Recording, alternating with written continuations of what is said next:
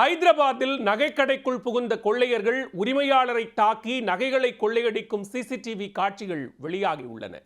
பட்ட பகலில் துணிகரமாக செயல்பட்ட கொள்ளையர்கள் சிக்குவார்களா?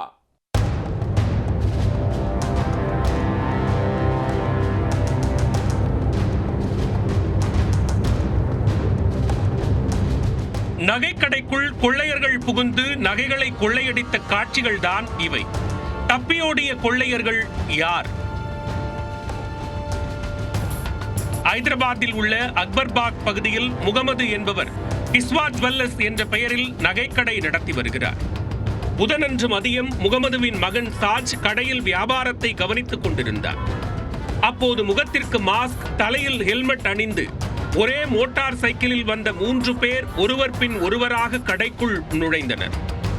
சாஜை கத்தியை காட்டி மிரட்டி கடுமையாக தாக்கிய கொள்ளையர்கள் அவரை தரையில் படுக்க வைத்தனர். பின்னர் ஷோகேஸில் இருந்த 20 சவரன் நகைகளை பெரிய பை ஒன்றில் அப்படியே அள்ளி போட்டுக் கொண்டு அங்கிருந்து மோட்டார் சைக்கிளில் தப்பிச் சென்று விட்டனர்.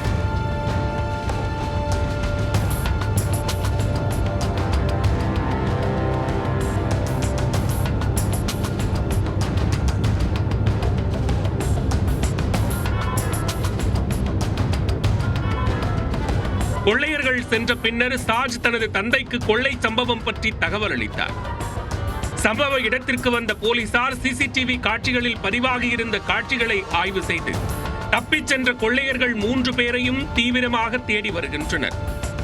பகல் வேளையில் பலர் நடமாடும் பகுதியில் ஐதராபாத்தில் நடைபெற்ற இந்த கொள்ளை சம்பவம் பெரும் பரபரப்பை ஏற்படுத்தியுள்ளது.